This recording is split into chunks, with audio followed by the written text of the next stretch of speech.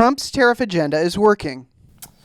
This is tough. Can I hedge and say yes and no, or yay and nay, I guess, in that order? It's working because he's getting these deals done. And in case you weren't paying attention over the weekend, Donald Trump was in Scotland attending the opening, a ribbon-cutting ceremony at one of his new golf courses. But he did sit down with, President of the European Union, Ursula von der Leyen, and they announced this big new trade deal between the EU and the United States, one of, obviously, the most important global trade relationships. And it's kind of favorable to the United States. Let's run down the details. First, imports from the EU will face a 15% tariff. That's half the 30% rate that Trump was offering, but north of the 10% EU commissioners were hoping for. The EU is also going to purchase $750 billion in U.S. energy products. We'll come back to that in a second. And make $600 billion in new investments to U.S. manufacturing.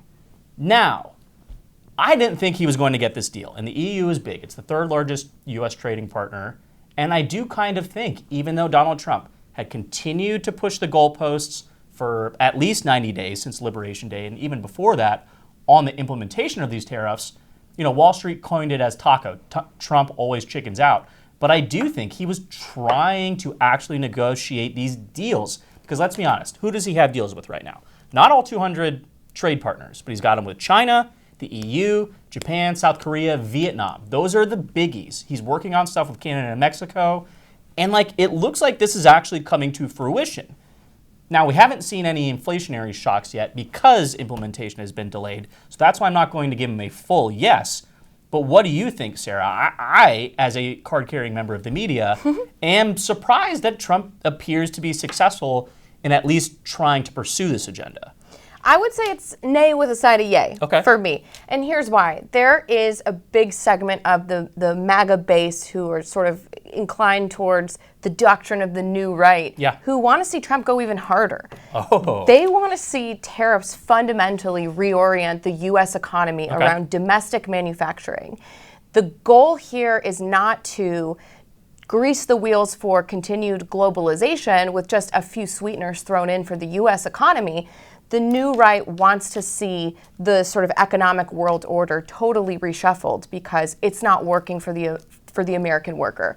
So Wall Street wants to see some sort of return to the status quo. I think what Liberation Day was about in a lot of ways was the Trump administration saying the status quo is no longer among the options here. So you can either have very, very high tariffs and we can have a sort of economically adversarial relationship, or you can come to the table and accept some lighter terms.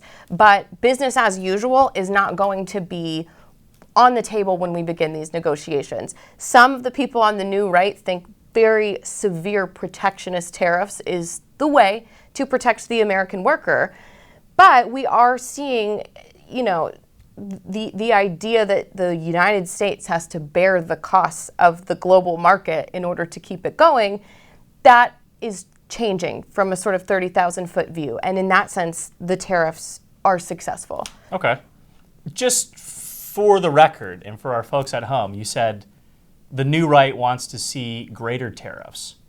Are they talking 50% tariffs across the board, 100% tariffs? Or what is the right answer for pleasing these people? Because I think that's part of the problem with Trump and his governance in the reality of his second term is that this coalition is so much bigger than it was in the first term. Almost anything he does, especially on an issue like economic policy, is bound to piss off somebody in the base, no? That's right. Well, there's a lot of intellectual heft around the so-called Trump doctrine than there was during the first term, where a lot of institutional Washington still saw Trump as a fluke. They didn't know if he was, a Tea Party reincarnate, or if he could be swayed to the sort of Chamber of Commerce Republicans, if he could be moderated down to a 2012 Romney type. There wasn't a lot there. And in his years in the wilderness, there has been this sort of intellectual institutions like think tanks and economic trade organizations that have been built up around this. The rate, I think, is less important than the nature of the tariffs. There's not a set number that people want to see set, but you look at the tariffs and you're saying, okay, is this just on finished exports and imports, or are we talking about components, for example, that come into the United States to be fabricated to become a U.S. product?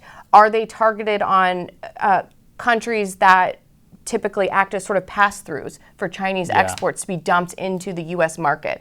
So there's a lot of talk in the media about, is it 10%? Is it 20%? Is it 50%?